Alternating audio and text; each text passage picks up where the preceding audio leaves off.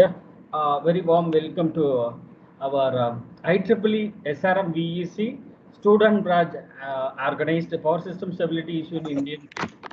Okay, let me introduce our chief guest, Miss Anusia, our alumni student. He done undergraduate in our college and postgraduate from College of Engineering Guindy. Now he working as a research and development department in Vistas. Yeah, I hand over session to Ms. Anusia.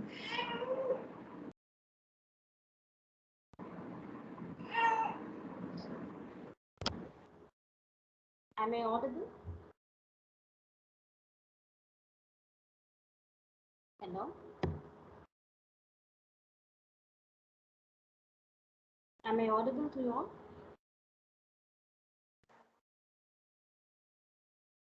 Yeah,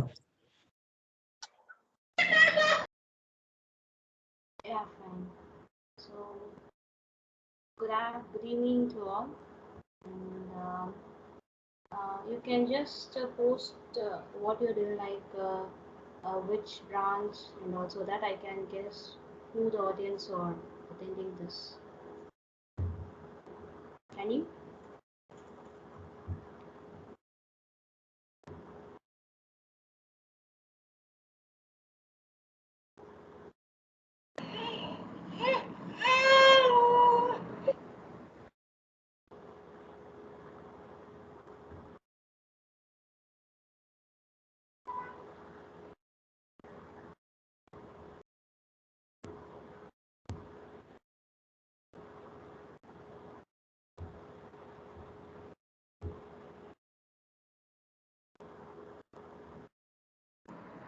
Yes, Anusia, share your screen. Anusia.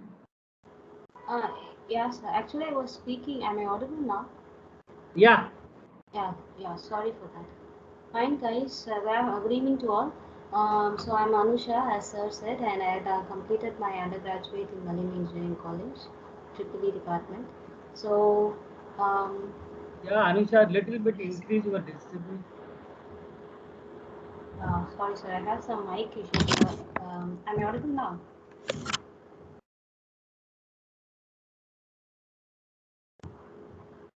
Fine, I will share my screen.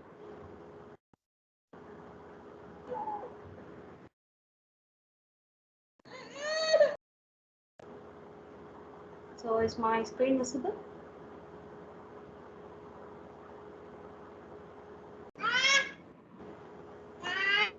Hello.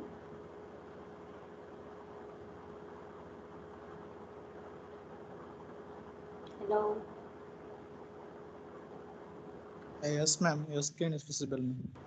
Yeah, fine, thank you. Okay, so today's topic is about power system stability issues in Indian grid. Okay, so before moving into this, shall I know about the audience, please, like from which department you are and which interested you to attend this webinar, so that I can guess what mindset the audience have, so we can proceed in that way.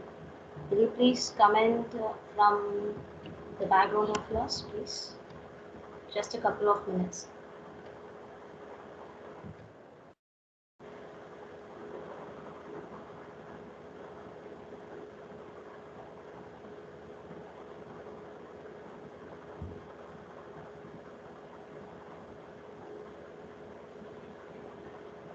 Sir, the chart won't be available to the audience, sir.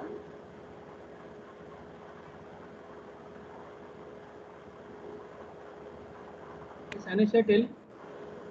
Whether the chat will be available to them so that they can text or raise questions in between.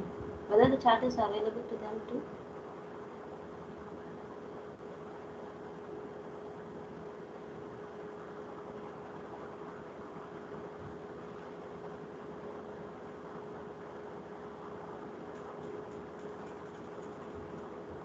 And all right.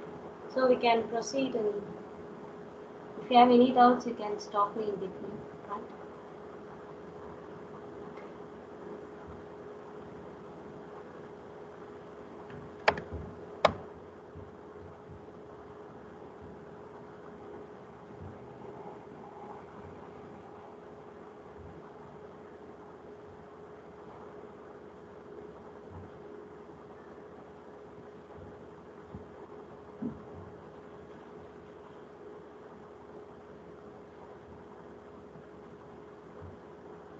Mm.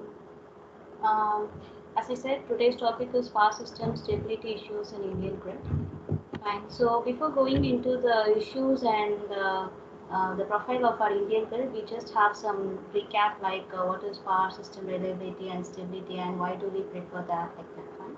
So from IEEE definition, we can understand that power system reliability is nothing, the probability of which satisfactory operation over the long run. We should have the satisfactory operation without interruptions, right? Both for generation side and for customers too. So it's a main motto. That's why IEEE states like that, and it denotes the ability to supply adequate electric service. Fine. So without few interruptions or with allowable few interruptions, we should perform this. So this is the main motto of sticking on to reliability and stability, right? And reliability we can get into like two main divisions. One is adequacy and next is security. As you've seen in screen, it's self-explanatory, but somehow I will relate to that.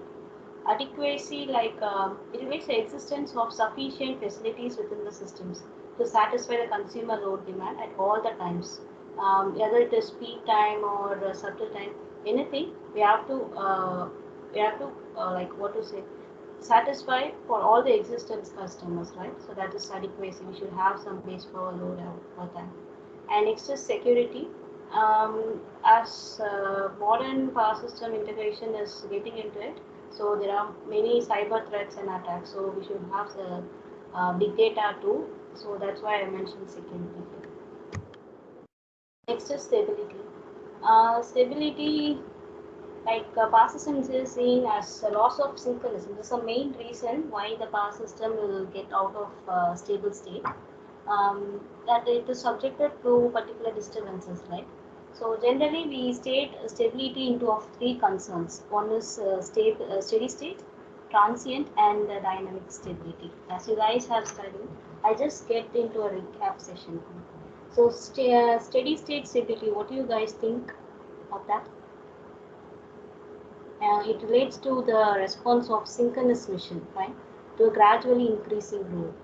And it is basically concerned with the determination of the upper limit of machine loading without losing the synchronism. This is the main thing, provided the load is increased gradually. So when the load is gradually increased, it comes and the stability is not out of the order, then we can consider it's in steady state, right? Next is transient. Transient is when it involves into a large disturbance. Unlike steady state, the transient part will involve into a large disturbance, and that cause larger changes in the rotor speed. So that will lead to power angle disturbances and power transfers. Right? And we can say this transient stability as fast phenomena, and within very few seconds it will settle down. Right? And last one is dynamic stability, that it involves the response to small disturbances, fine, and it will also produce oscillations. And what's the main difference between transient and dynamic is it happens quickly and it lasts for some time. The source is very unstable, and we should have some control systems back to control it, fine. And mainly we can this is the three concerns for stability, and we can divide power system into three. One is angle stability, frequency, and voltage stability, fine. And there's midterm, long term, and that's all concerned about the duration, the time duration the system gets into out of stable state, fine. So up to here, any doubt? Shall I move on to next slide?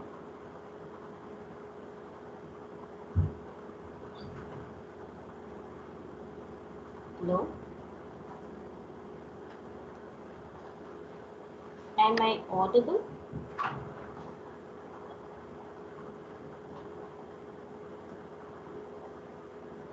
I doubt that I'm audible to everybody. Yes, you are audible, but it is not shared. My screen is not shared, is it? PPT is not visible. My PPT is not visible to you all. Yeah. I, actually, I share.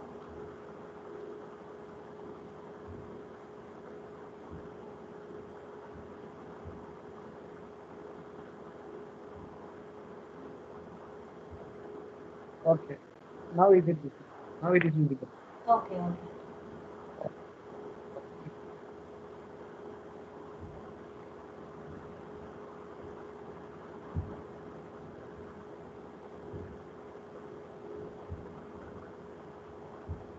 Okay, not much. I have just passed 2 slides. You can have a look over it. This one I was talking about adequacy and security.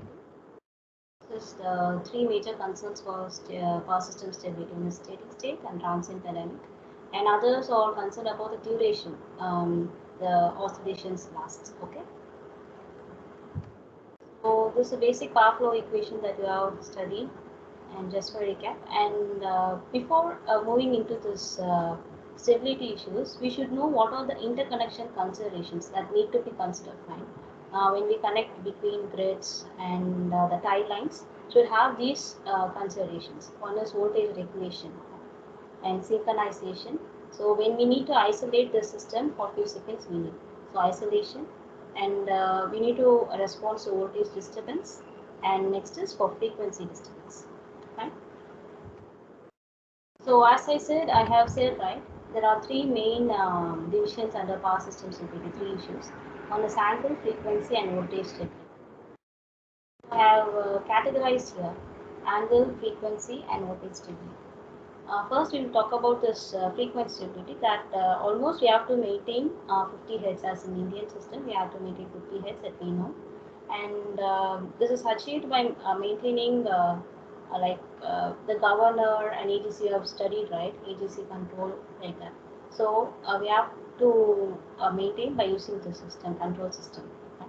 I'll majorly concentrate on angle and voltage stability, right?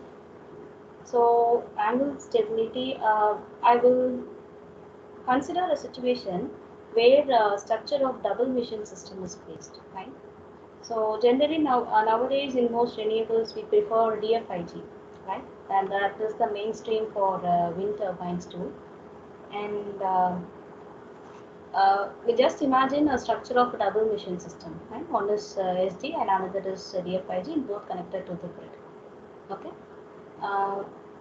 What to say? Oh, fine. When rotor of DG is connected to the grid, like you can imagine it is connected into a back-to-back converter. All right. Then the variable speed, constant frequency output is obtained to the control of rotor side converter. Fine.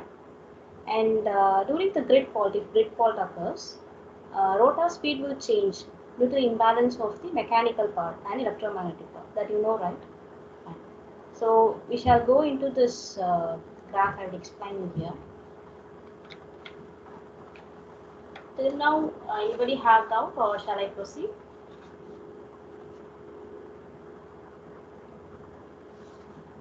Hello? Yes, ma'am. You can proceed. Yeah, fine. If you people have doubt, just please stop me now and then. Fine. Okay. So I will explain this graph. It's nothing much like active power of SG. We need to understand a few points. Okay. When grid fault occurs, the active power of synchronous system will decrease. Okay.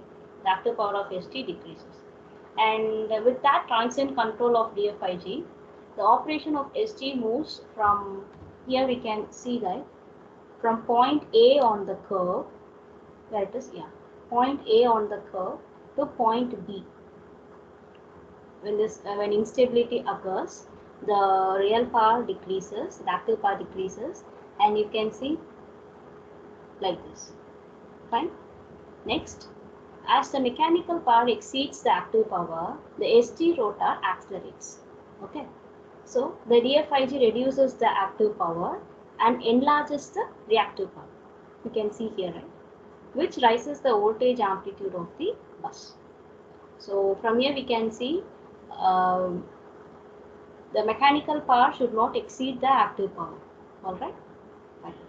So if the DFIG disconnects from the grid, we can imagine that situation due to overspeed like that. Okay, you can see here now due to overspeed. Then what happens? Any cases?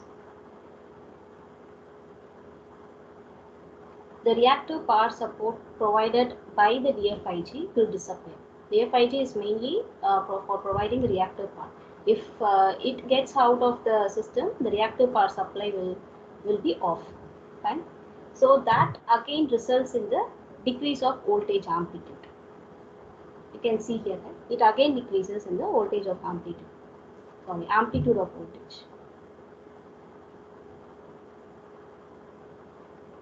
Fine. So next, what I need to see here, yeah. So the operation point of SG moves like this. Okay. Actually, this is the major curve, and now it has moved into the last curve. Fine. Right. And for entire process, the acceleration area of SG. What is the acceleration area of SG? You can see here now. This is the acceleration area of SG.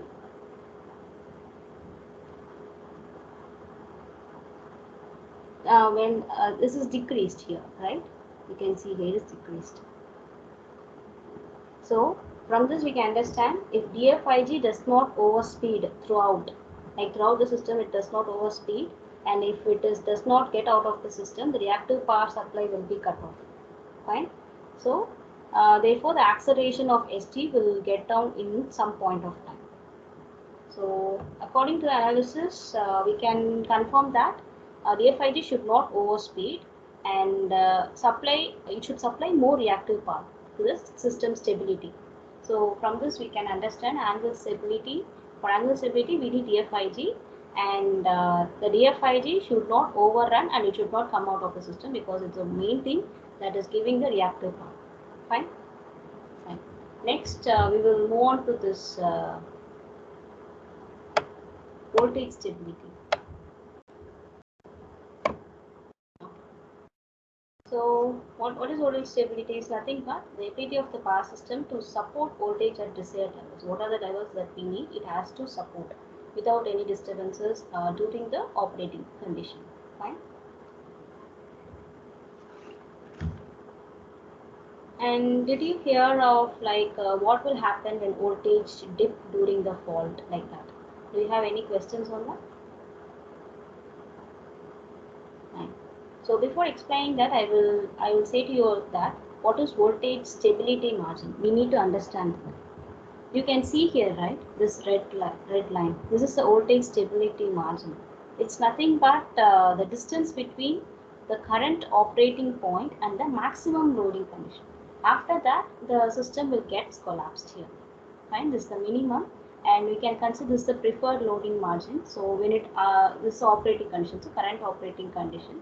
So when it exceeds the collapse point, and when it exceeds the maximum loading condition, the system will get collapsed. So this is the maximum load margin.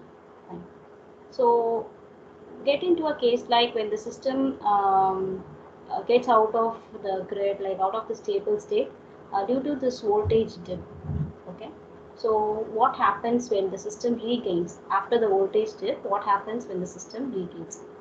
Mainly, if the system is connected to induction motor like that, the power requirement that mainly will depend on frequency and voltage. Okay. So imagine, again I'm saying, imagine a situation like when the system has dip, and again it tries to reconnect into a stable state. What are the situations that will happen? If the grid is connected to induction motor, definitely based on the frequency and voltage. And if the system is connected to air conditioning load, or again like industrial motor load like that, what happens? Two things will happen. Either it will stall or it will trip. Fine. The stall is something like it's in the condition of protection. Okay. Then next is trip. The trip will happen when it is in under voltage, or due to that low voltage drive through capability. Do you know what is LVRT?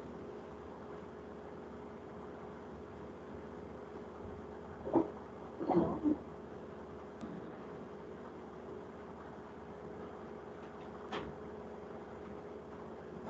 Shall I continue, or do you need some more clarifications here, or I need to support you people in any queries like that, or shall I continue?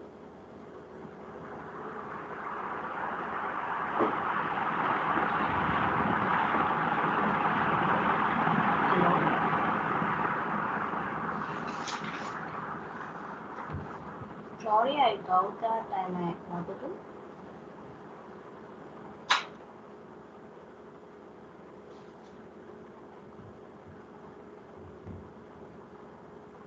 Sir, am I audible, sir?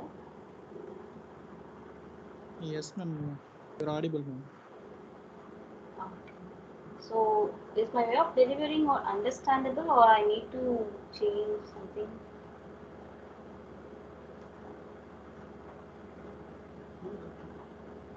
Yes, ma'am. Understandable. Okay. Done. So, come back to this voltage stability. Fine. If when voltage dip occurs and it again goes into the stable state, what happens? Whether it will stall, okay, or the system will get into trip. Understand? So, uh, what happens after regaining? It will consume more reactive power. This is the main problem that we often face, the reactive power.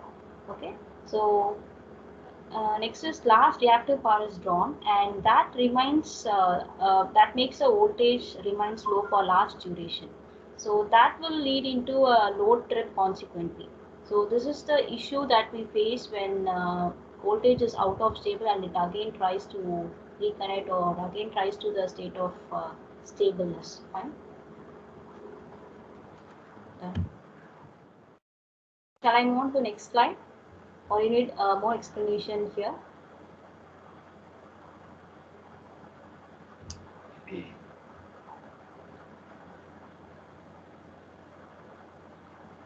Yes, ma'am. Okay.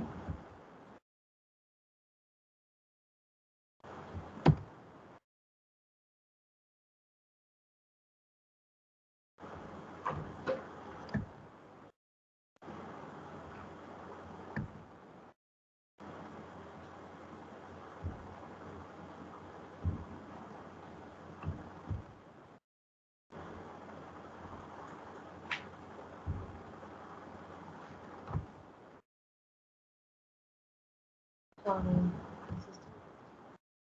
So next is what are the challenges and what are the best practices that our Indian grid management are doing? We can have a look on that. Before going to this, we should know about the characteristics of our Indian power system. Right?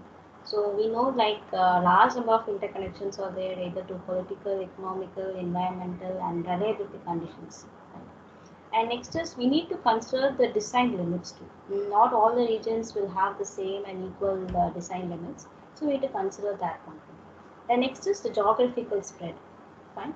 And why we are considering geographical spread is there will be a large distance in some areas between the load and the conventional source and equity source. There will be a large distance. So that in that case we need to maintain a lot through there. So that one. And next is penetration of renewable sources. This is the most important and upcoming topic. Increasing penetration of renewable sources, right? Because most of renewable sources lack inertia in them. So we need to consider that. And next is electricity markets and the regulations. So these are the basic characteristics of the Indian power system or having. Right? And next is what are the challenges that we face. One is to weather related, and another is renewable. As I said, renewable are most dynamic reactive energy, reactive compensation energy storage. And when it comes to smart grid application, we need to have a different view like that. I will show you in the latest slide. Fine. And the communication and SCADA are related changes when compared to this reliability and the protection. We have those challenges too. Right? So how the we know like what are the reasons like stability will like unstable state will occur. So we need to understand what is grid event. So grid event, this is the main reason, and if any grid event occurs, the system will goes into unstable state. So what is the grid event? I have taken from IEGC clause 5.9.1. You can have a look over it. So what is the grid event? From their definition, we can understand any of the following events requiring this RLDC. RLDC is nothing but regional load dispatch centers and state load dispatch centers. Fine. So what happens and what is causing a grid event? One is violation of security standards. Next is grid indiscipline. Grid indiscipline is like every state is having some criteria to maintain this much reactive power, this much frequency. Like when a particular state is violating such rule, the system blackout will occur. There are some incidents that have happened earlier. So we need to consider that, and the government has taken some steps and impacted some rules. I will show in the next slide. And this is the grid indiscipline. Right? And not complaints of RLDC instructions and system islanding or system split. We need some seconds of system islanding. We need to have that processor. The state and the RLDC will look into that. In that case, to compare the systems and to maintain the frequency of that island, they will do for very few seconds. So in that case, there is a chance of this grid event, right? And regional blackout and protection failure on any element, like right? Intrastate systems. And next is power system instability, tripping of any element, and sudden load rejection, right? Or sudden load injection. These two will occur at grid event. Right? So, category of grid event. There are two categories, right? One is grid incident and the next is grid disturbance. Nothing much, but grid incident is very less severe. That's it. And grid disturbance, you can see here. I will show. Incident is very less severe and it will occur in matter of few seconds. You can have a look over that. What is grid incident here? Alright. Grid disturbances. For managing purpose and all, they have categorized into 5. But generally, grid incident and disturbances are the same. So when the antecedent generation is less than 10%, or load in the regional grid is lost, right? So in that case, they are considering it as category 1.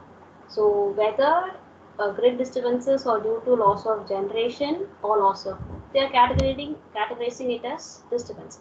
So whether it matters few seconds or last time, categorized as incident or disturbance. And all comes under one thing, that is grid event. So it will lead to instability of the system. So on clearing these steps, we don't face that much instability in the system, right? So until now, do you have any doubts here?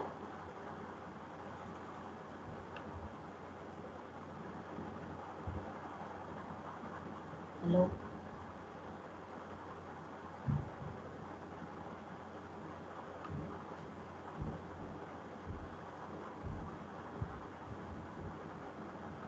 Am I audible? Yes, ma'am. Okay. I doubt like I don't deliver it clearly, or I need to explain it more clearly, or I need to move fast. What should I do?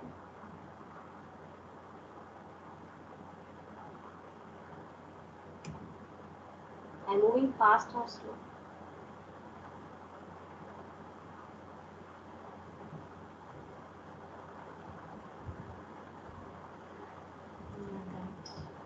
Right.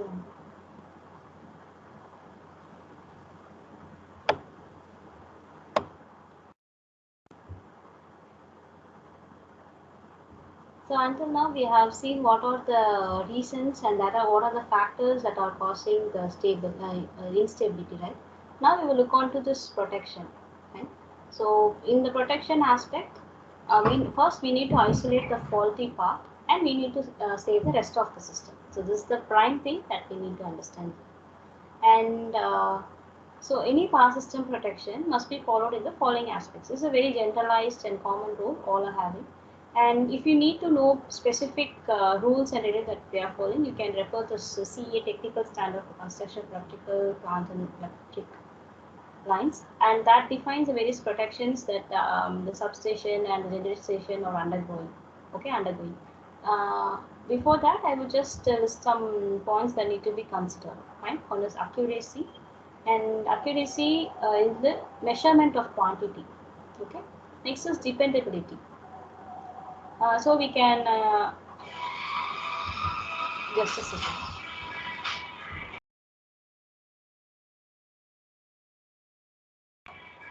Okay. Next is dependability. Dependability is like before itself we need to forecast or we need to understand the degree of certainty that the particular system will undergo. Okay, we need to calculate that. So that is dependability. And reliability. Reliability is nothing but how the system will operate and how the system will react to the situation, and it depends upon the design. And next is security. As I said before, degree of certainty also to be considered for a system that needs to be secure. Fine. So irrespective of the system operating condition or operating place, the security should be ensured. Next is selectivity and sensitivity. Sensitivity, you need to know like uh, this is the most sensible parts that the system is located. So we need to identify that smallest possible faults too. So in these aspects, they will protect the system.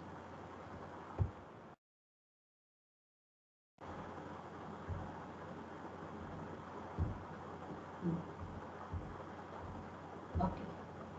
Next is, as you know, as our Indian grid system is operating in one frequency, they have connected all four regions into one grid. Fine. What are the regions? Northern, Western, Southern, Eastern, and Northeastern.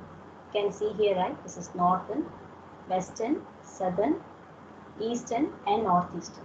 Fine.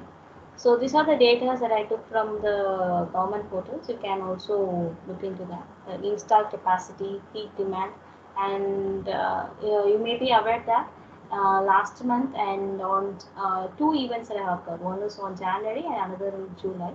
So these were the two months that our Indian system has faced its peak demand. That is, it have crossed 200 gigawatts. Right? And energy consumption per capita I have noted.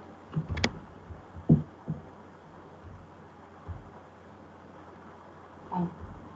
And this is power exchange report. You can also have a look over there. Fine. For Tamil Nadu, I will show you the links. You just go through it.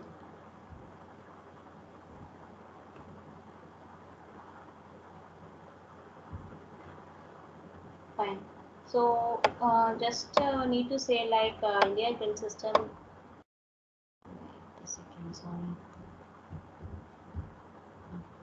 Our grid system is linked into a single grid in the year of 2013. Fine, you can see this timeline now. And they have done this asynchronous interconnection among the regional grids and the synchronous interconnection of the regional grids. Fine. Here I will discuss the two major cases. There are many cases that are occurred, and generally I have taken this major case to get into a deep understanding of the synchronization and operation of this large grid. Right? So before we have this one nation, one grid, there are two grids actually. They have combined all the northern, western, and eastern as new grid, and the grid size was 90 gigawatts at that time, the year of 2013.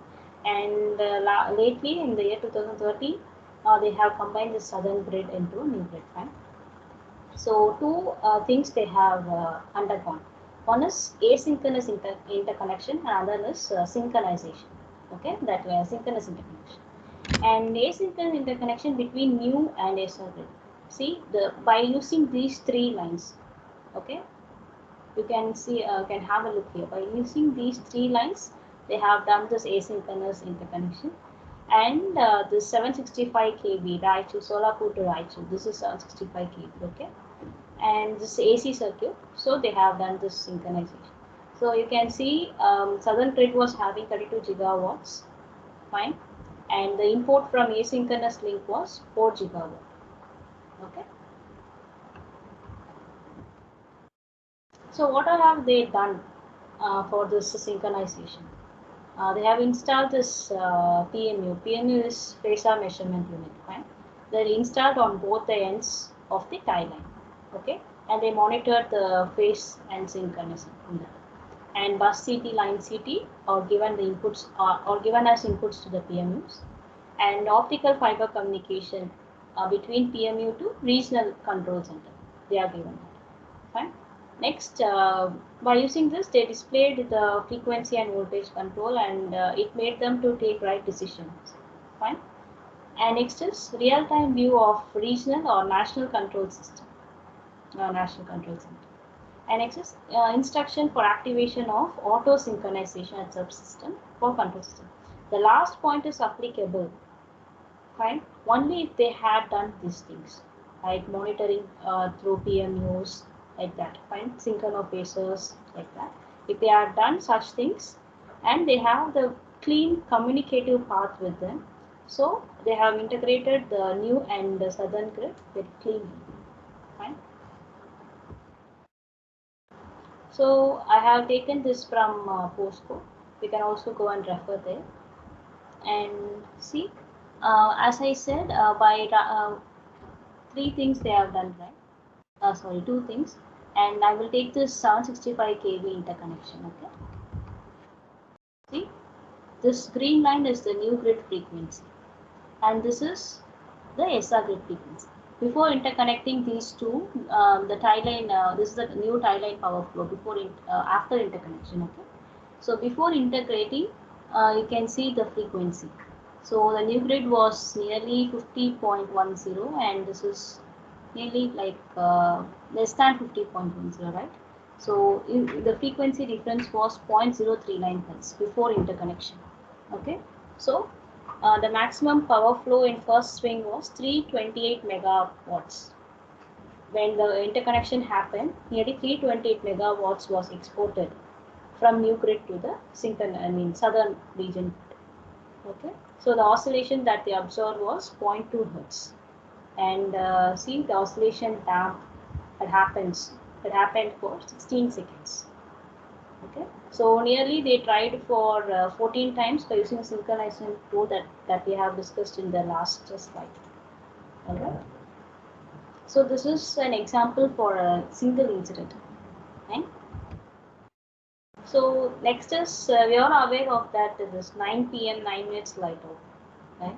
So all India demand graph. This is all India demand graph indicating a huge fall of power consumption. Right? Although they were expecting only for light, the power dip was very high. They didn't expect that much. See, you can have this megawatts and nearly at 9:10. See how much power is dipped. So it was a very challenging situation to the grid operators. We will have some look here. See, according to All India Energy Consumption on 18th,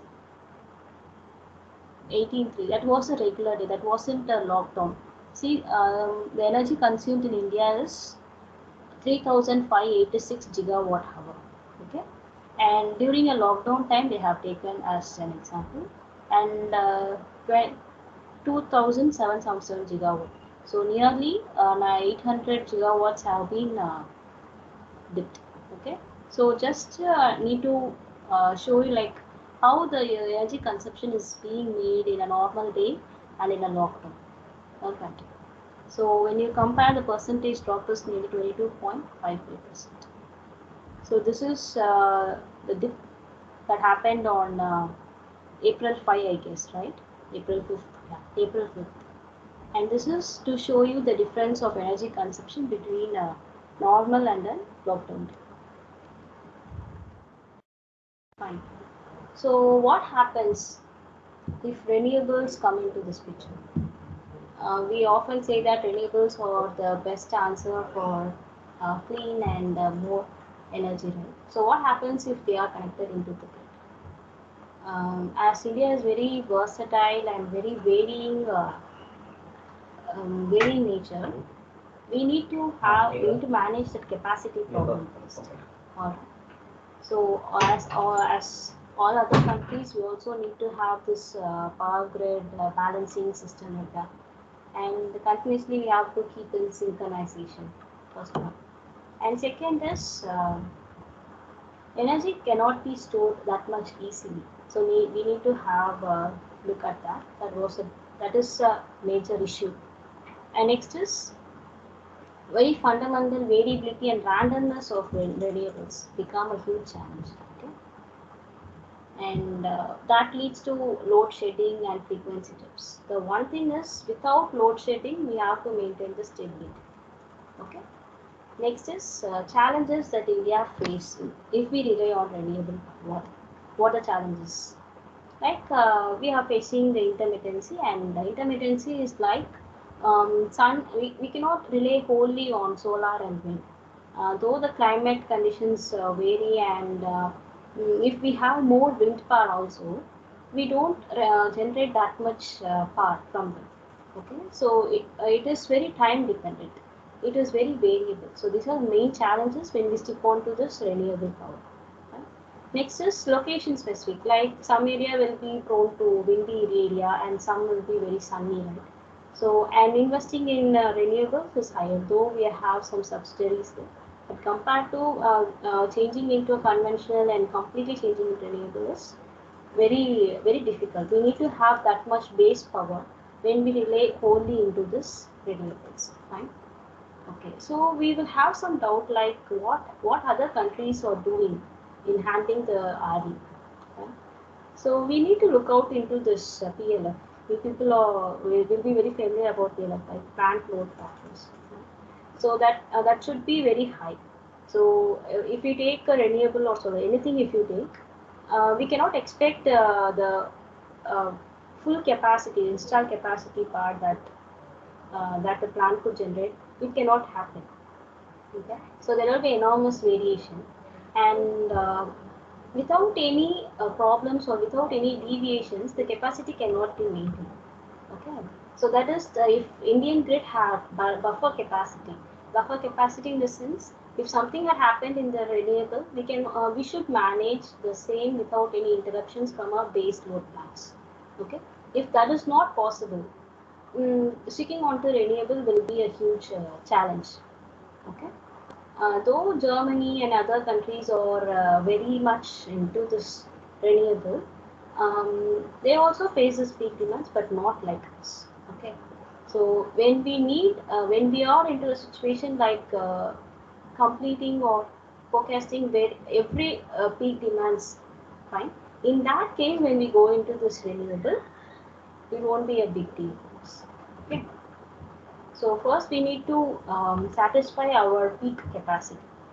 So in that case, when we go into this renewable, if uncertainty or variability occurs, we can have the backup from our conventional sources.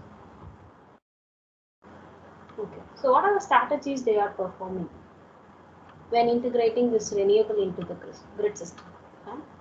So they are separated into 4 categories. One is they need to concentrate in generation, load, power network transmission, and system operation control.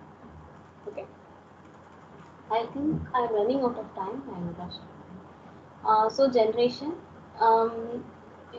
As I said before, we need to have this load frequency control, AGC, the governor system. Fine, you people know. We need to have those. And in the load side, we need to have the flexible load demand side management. So we cannot expect, though we forecast for a week or for a month, we need to compensate. Like if we expect a dip, and if we expect a very very high peak or a surge in that, we should able to maintain that. When we have excess power, like we can turn on or pump the hydro battery like that, hydro storage, so we can store in that way. And next is transmission. During transmission and distribution, the interconnection should be very balanced. And this ISTS is nothing but the interstate level system, and interstate level communication should be pakka. Okay, to avoid this or to reduce the very extent of the instability. Okay. Next is system operation and control. And we, as I said, we need to forecast and schedule. Fine. Then is the smart grid application. Smart application is this two-way communication. This is, so it's not like conventional. It's two-way. We can either transmit or we can either get power from the grid. Okay. So what are the key issues with renewables and inverters? In solar, we face this distorted voltage. Okay, the variability in frequency calculation, so that results in the tripping of inverter. This is one major point in solar. And in wind, we don't have that much wind. When we have wind also, it may reach to 0 megawatts energy production too. So in that case, LVRT protection settings should be enabled. And next is protection coordination. So you can have a look on this image. Next is, so still now, any doubts or any questions? Anything I need to answer you people? Or is this scenario so big? Hello? Am I audible? Yes, ma'am.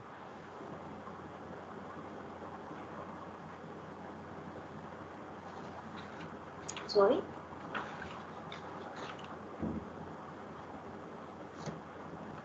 Shall we move on? Yes, ma'am.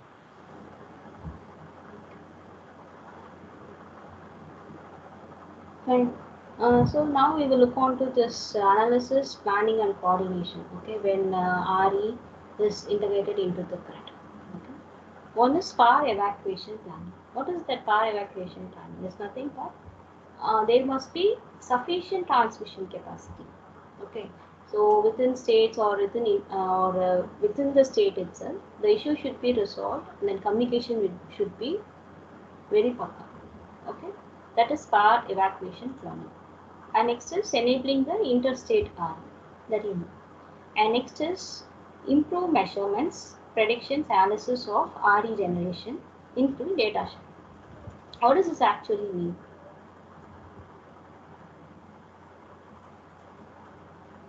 Okay.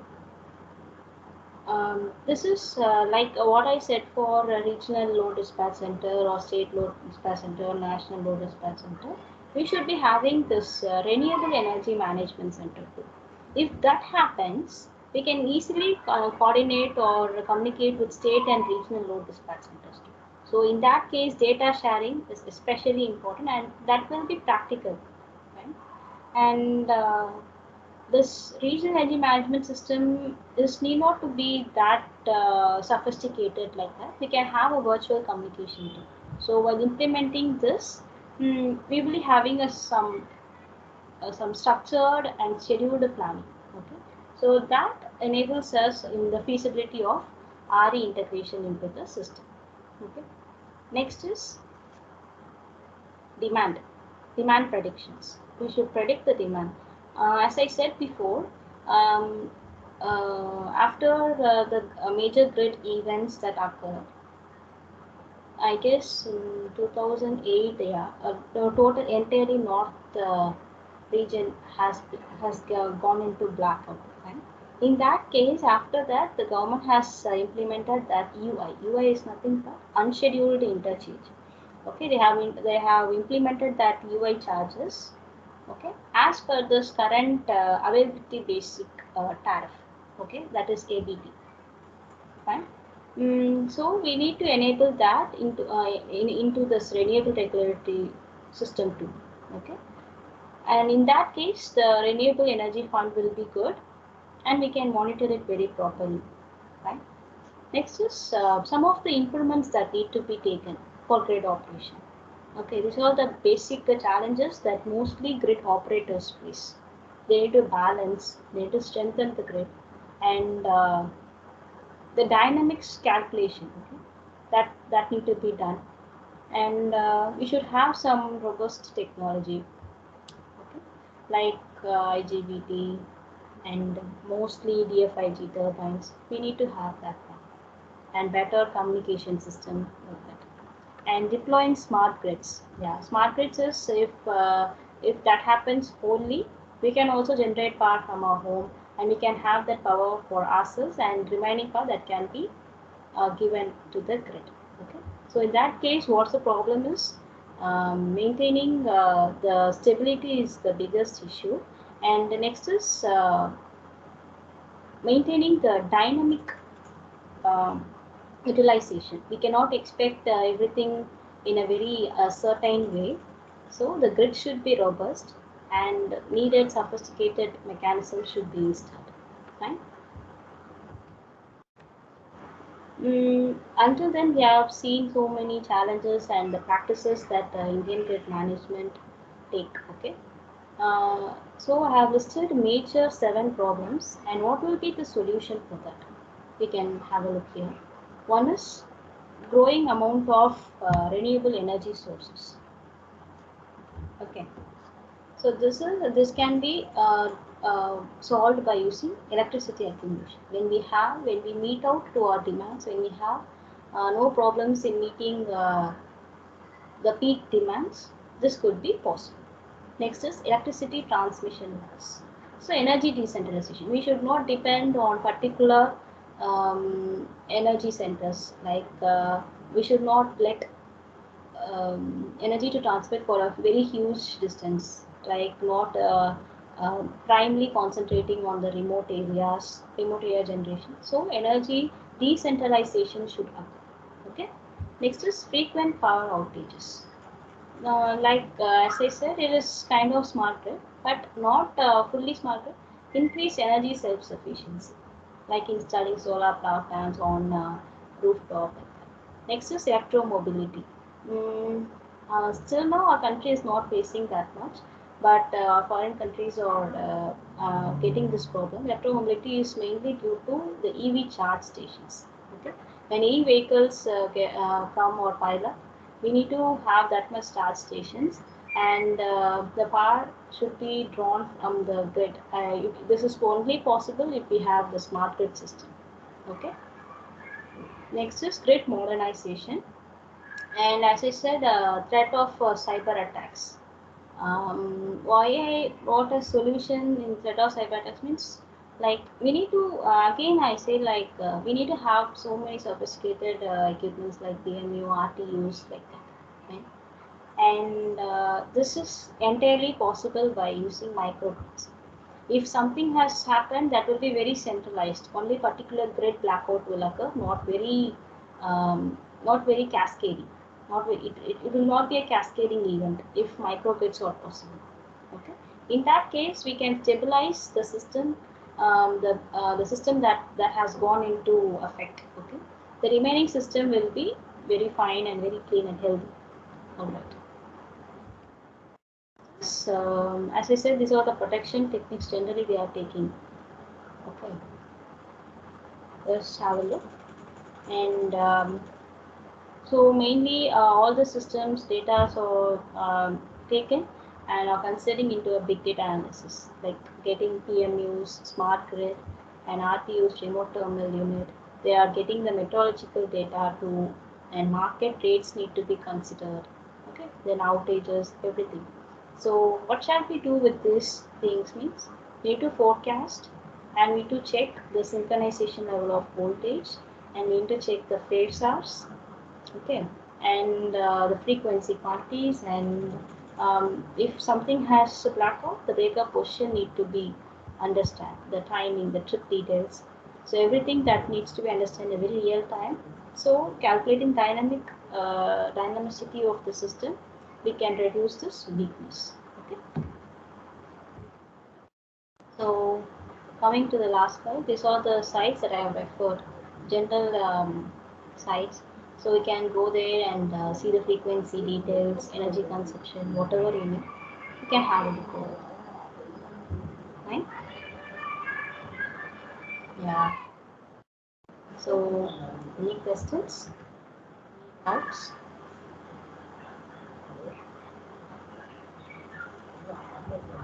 Hello?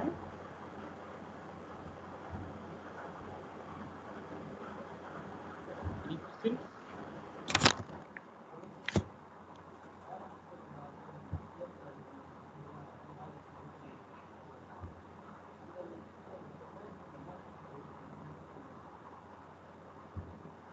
Yeah, Anusha, can you turn on your camera?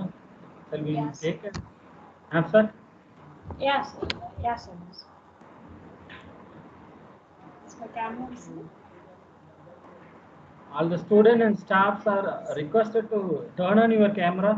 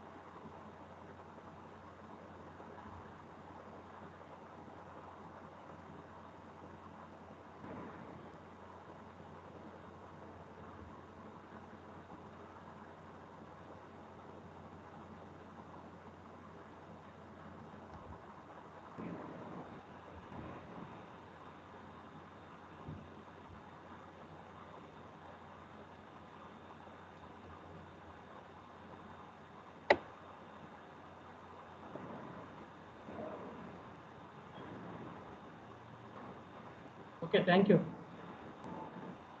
Thank you, student.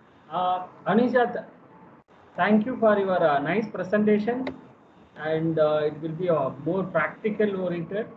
It will be helpful for a student. Thank you. Let me introduce our IEEE student chairman, Mr. Hari. Yes, sir. Yeah. So now time to show the gratitude to our speaker, Ms. Anusha, on behalf of our IEEE student branch of Srmvec-Power Engineering College. And ma'am, it's a wonderful presentation. We learned more about power system stability and the Indian grid system and how to protect protection about the grid system, everything, ma'am. Thank you for your wonderful presentation, ma'am. Thank you. And I would like to thank our department HOD sir and event coordinators for successfully organized this event. And also I would like to thank all the student and faculty members for attending this event. Thank you all. Anisha, once again, thank you. Thank you for accepting my invitations. Thank you, sir. Thank you for giving this Thank you, ma'am. opportunity. Thank you, ma'am. Thank you all. Student, fill your feedback form in chat box.